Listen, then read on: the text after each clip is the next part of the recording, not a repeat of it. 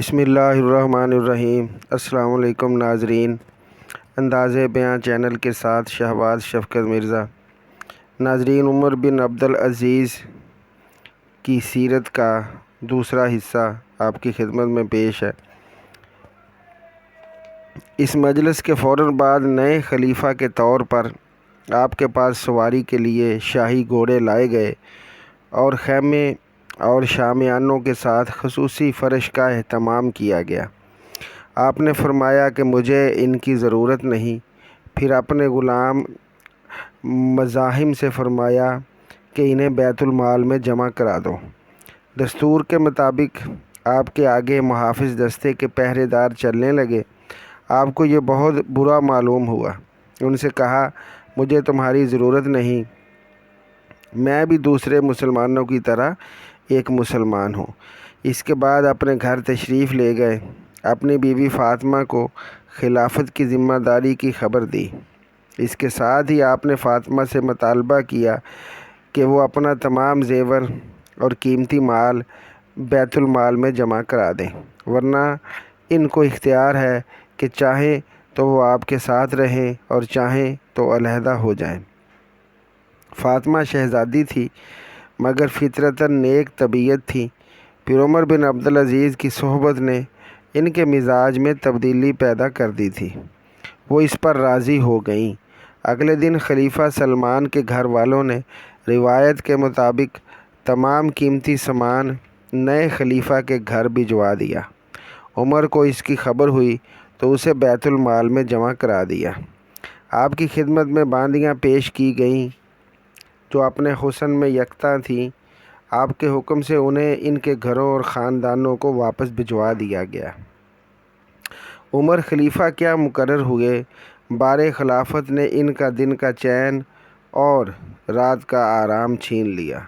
وہ اپنے مال، جائیداد اور خواہشات کی فکر کرنا بھول گئے۔ اس بارے میں ایسے لاپرواہ ہوئے کہ ان کی بیوی فاطمہ کہتی ہیں، عمر نے اپنی ذات کو مسلمانوں کے لیے مخصوص کر لیا تھا اور ہر لمحہ انہی کے بارے میں سوچتے رہتے۔ اگر کبھی دن کے وقت مسلمانوں کے کام ختم نہ ہوتے اور شام ہو جاتی تو وہ رات گئے تک انہی کا کام کرتے۔ جب وہ کام سے فارغ ہو جاتے تو اپنا چراغ منگواتے، 2 رکعت نماز پڑھتے، پھر اپنا سر ہاتھوں پر رکھ کر بیٹھ جاتے اور آنسو ان کے گالوں پر بہنے لگتے اور ان پر اس قدر گریہ طاری ہو جاتا کہ ایسا لگتا کہ ان کا دل روتے روتے پھٹ جائے گا اور وہ جان دے دیں گے۔ پھر صبح ہو جاتی اور وہ روزہ رکھ لیتے۔ میں کبھی ان کے قریب آتی اور ان سے کہتی کہ اے امیر المومنین، کیا آپ پر میرا حق نہیں ہے جو پہلے تھا؟ وہ فرماتے، مجھے میرے حال پر چھوڑ دو اور تم اپنے حال پر رہو۔ میں ان سے عرض کرتی، مجھ سے کچھ تو کہیے، تو وہ مجھ سے کہتے کہ میں اس امت کے سیاہ و سفید کا والی بنایا گیا ہوں۔ مجھے ان کے بھوکے فقیر اور ایسے مسافر جن کا کوئی نہیں ہے اور مجبور قیدی اور تھوڑے سرمایے والے اور بہت عیال والے اور ان جیسے دوسرے لوگ جو زمین میں مختلف گوشوں اور مختلف شہروں میں آباد ہیں یاد آتے ہیں۔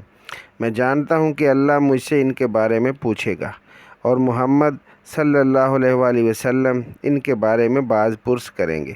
میں ڈرتا ہوں اللہ میرا عذر قبول نہ کرے اور رسول اللہ صلی اللہ علیہ وآلہ وسلم میری کوئی دلیل نہ مانیں گے۔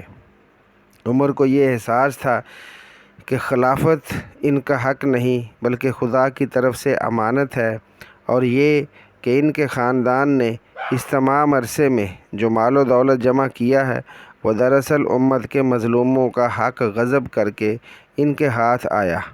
آپ سمجھتے تھے کہ خلیفہ کو عوام کی تکالیف کا صحیح اندازہ ہونا چاہیے اور یہ صرف اسی وقت ہو سکتا ہے جب وہ ان کی سطح پر آ کر معاملات کو جانچیں۔ چنانچہ اس احساس نے آپ کے طرز زندگی میں انقلاب پیدا کر دیا۔ وہی عمر جن کی چادر کی قیمت 800 درہم تک ہوتی تھی، اب معمولی درجے کا کرتا پاجامہ پہنتے، اپنے ساتھ خصوصی معاملے کو سخت ناپسند کرتے۔ چنانچہ خلفاء پر نماز کے بعد جو درود و سلام بھیجا جاتا اس کی ممانعت کر دی اور کہا کہ درود نبی اکرم صلی اللہ علیہ وآلہ وسلم کے لیے مخصوص ہے اور تمام دعا مسلمانوں کے لیے ہونی چاہیے۔ اگر میں ان کا ہوں تو میں بھی ان میں شامل رہوں گا۔ آپ نے جو طریقہ شروع کیا وہ ابھی تک بنو امیہ کے خدام کے لیے نامانوس تھا۔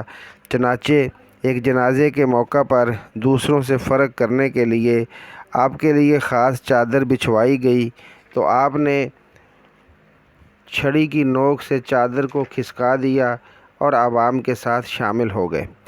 عمر بن عبدالعزیز اپنی ذات سے اصلاحات کا آغاز کر چکے تھے، مگر انہیں مستقل یہ فکر کھائے جا رہی تھی کہ ان گزشتہ ادوار میں ان کے خاندان کے ہاتھوں ظلم و زیادتی کے ساتھ جو رعایا کے مال کو غصب کیا گیا ہے، ان مظالم کی تلافی کیسے کی جائے۔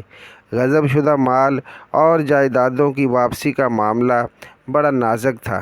اپنے غلام مزاحم سے تذکرہ کرتے ہوئے کہنے لگے، ہمارے قبضے میں چند ایسی جاگیریں ہیں جن کے ہم مستحق نہ تھے، ہم پر لازم تھا کہ یہ عطیات قبول نہ کرتے۔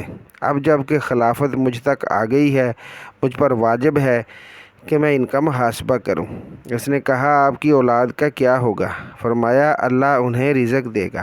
مزاحم نے یہ بات آپ کے بیٹے عبد الملک کو بتا دی جو زہد میں آپ سے بھی بڑھ کر تھے۔ وہ دوڑتے ہوئے آئے اور آپ سے کہا، جو ارادہ کیا ہے اس پر عمل کیجیے، ہماری فکر نہ کیجیے۔ عمر بولے، آئندہ جمعے کو مسجد میں اس کی منادی کرا دی جائے گی۔ اس پر نیک دل بیٹا بولا، کیا آپ کو یقین ہے کہ آپ جمعہ تک زندہ رہیں گے؟ اس عارضی زندگی کا کوئی بھروسہ نہیں، اس لیے نیک کام کرنے میں تاخیر نہ کیجیے۔ عمر بن عبدالعزیز بیٹے کی اس بات سے بہت خوش ہوئے۔ اسی وقت مسجد میں اعلان کرا دیا کہ جس کا مال میرے باپ دادا نے ضبط کر لیا تھا وہ مجھ سے آ کر واپس لے لے۔ پھر اپنا سارا مال و متاع حقداروں کو لوٹا دیا، یہاں تک کہ ہاتھ کی انگوٹھی جس کا نگینہ ولید نے دیا تھا بیت المال میں جمع کرا دی۔ اس کے بعد اہل خاندان کو جمع کر کے فرمایا، بنی مروان، تم کو دولت اور شرف کا بڑا حصہ ملا ہے۔ میرا خیال ہے کہ امت کا نصف یا 2/3 مال تمہارے قبضے میں ہے۔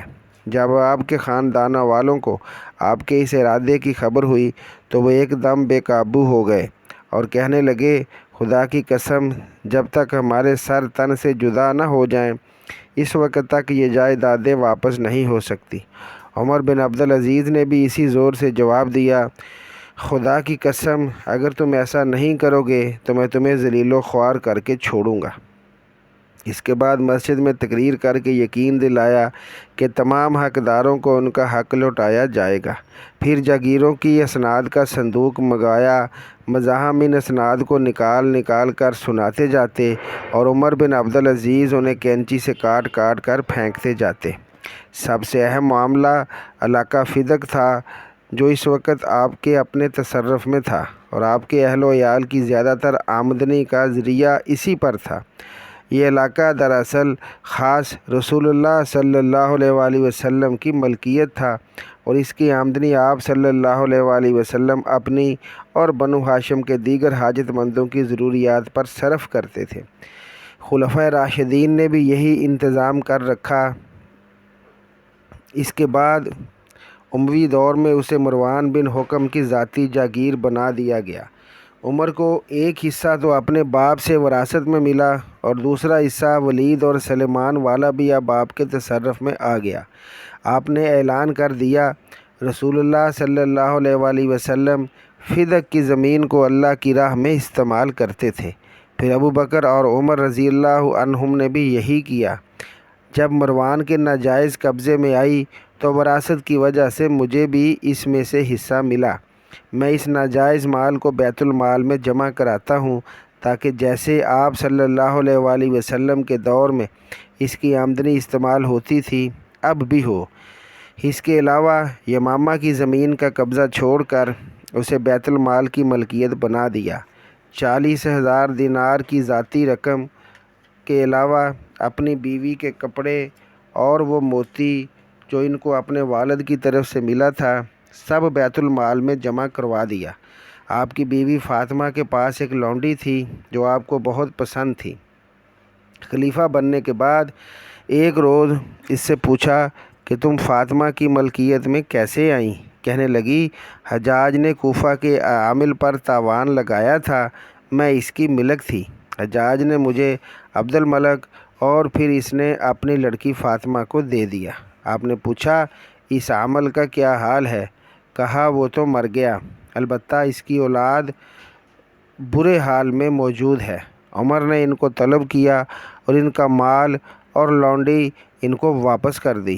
چلتے ہوئے لونڈی نے عمر سے پوچھا، اور آپ کا عشق کیا ہوا؟ بولے، وہ تو ہے بلکہ اور بڑھ گیا ہے۔ تمام سلطنت میں امراء کو ہدایت کر دی کہ اہل حق کے حق واپس کر دیے جائیں۔ چنانچہ جب اس کام کا آغاز ہوا تو عراق کا بیت المال حقوق کی ادائیگی کی وجہ سے خالی ہو گیا۔ بنو امیہ کی تنخواہیں بند کر دی گئیں۔ اس کے ساتھ ہی خلفاء کے پسندیدہ لوگوں کو تنخواہ اور وظائف و تحائف دینے کا سلسلہ بھی بند کر دیا گیا۔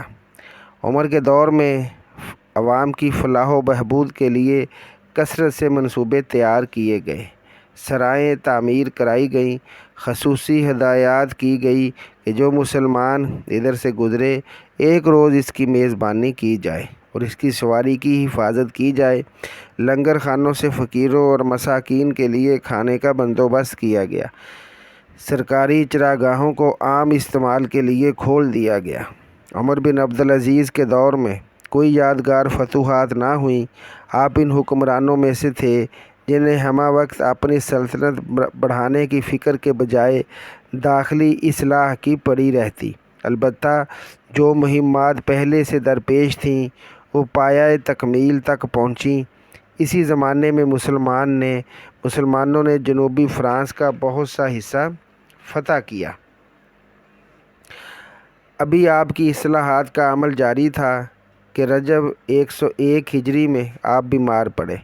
ایک روایت کے مطابق آپ کی علالت طبعی تھی، جبکہ دوسری روایت کے مطابق بنو امیہ نے اس خوف سے کہ آپ کے اقدامات اور اصلاحات کے نتیجے میں ان کا اقتدار ہمیشہ کے لیے چھن جائے گا، آپ کے ایک خادم کو 1000 اشرفی دے کر زہر دلوایا۔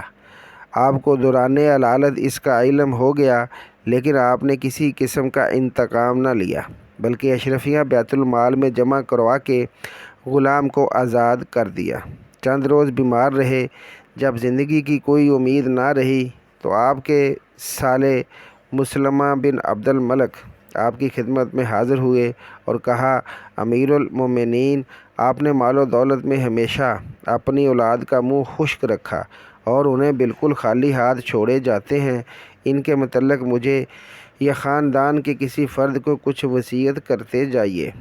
فرمایا، تم کہتے ہو ان کے متعلق کسی کو وصیت کرتا جاؤں، تو اس معاملے میں میرا وصی اور ولی میرا خدا ہے، جو صلحاء کا وصی ہوتا ہے۔ میرے لڑکے اگر خدا سے ڈریں گے تو خدا ان کے لیے سبیل نکال دے گا، اور اگر وہ گناہ میں مبتلا ہوں گے تو مال دے کر ان کو گناہ کے لیے اور کبھی نہ بناؤں گا۔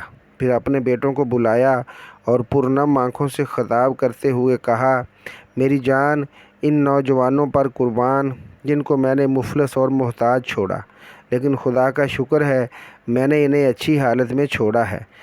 تم کسی عرب یا ذمی سے نہ ملو گے جس کا تم پر حق ہو۔ بچوں، 2 باتوں میں سے ایک بات تمہارے باپ کے اختیار میں تھی۔ ایک یہ کہ تم دولت مند بن جاؤ اور تمہارا باپ دوزخ میں چلا جائے، دوسری یہ کہ تم تہی دست رہو اور تمہارا باپ جنت میں جائے۔ یہ آخری بات میں نے اختیار کی، خدا تم کو محفوظ رکھے، وہی تمہیں روزی پہنچائے گا۔ وفات سے قبل بار بار یہ آیت تلاوت کرتے رہے، یہ آخرت کا گھر ہم ان لوگوں کے لیے بناتے ہیں جو زمین میں نہ تفوق چاہتے ہیں نہ فساد کرتے ہیں، اور عاقبت صرف پرہیزگاروں کے لیے ہے۔ جب نزاع کا عالم طاری ہوا تو سب کو کمرے سے باہر کر دیا۔ دروازے پر آپ کی بیوی اور مسلمہ بیٹھے تھے۔ ان کے کان میں یہ آواز آئی، کیا مبارک چہرے ہیں جو نہ آدمیوں کے ہیں نہ جنوں کے۔ مسلمہ نے اپنی بہن سے کہا کہ انتقال ہو گیا۔ جا کے دیکھا تو روح کف سے انصری سے پرواز کر چکی تھی۔ جمعے کے روز رجب 101 ہجری کو انتقال ہوا۔ اس وقت آپ کی عمر 40 یا 39 سال کی تھی۔ دیر سمان کے علاقے میں دفن کیے گئے۔ مدت خلافت 2 سال 5 مہینے تھی۔ وفات کے وقت آپ کے 11 بیٹے تھے، جن کے لیے آپ نے 17 دینار چھوڑے، جن میں سے 5 دینار کفن پر اور 2 دینار قبر پر خرچہ آیا۔ ہر بچے کے حصے میں 1 دینار بھی نہ آیا۔ ہشام بن ملک جو آپ کا چچا تھا، آپ کے بعد خلیفہ ہوا، اس کے بھی 11 لڑکے تھے، جن کو 10-10 لاکھ کا ترکہ ملا۔ لیکن آپ کے ایک بیٹے کو بعد میں دیکھا گیا کہ اس نے اللہ کی راہ میں ایک دن میں 100 گھوڑے دیے، اور ہشام کی اولاد کو ایک کو اس حالت میں دیکھا گیا کہ وہ صدقہ مانگا کرتا تھا۔ اسی طرح عمر بن عبدالعزیز کی وہ بات پوری ہوئی کہ اللہ آپ کا اور آپ کی اولاد کا وصی ہوگا۔ تو ناظرین، یہ اس خلیفہ کی زندگی کا حال ہے جو پوری دنیا کا حکمران تھا اور عالم اسلام کا حکمران تھا۔ اللہ تعالیٰ آج بھی ہمیں انہی کے نقش قدم پر چلنے کی توفیق عطا فرمائے۔ آمین۔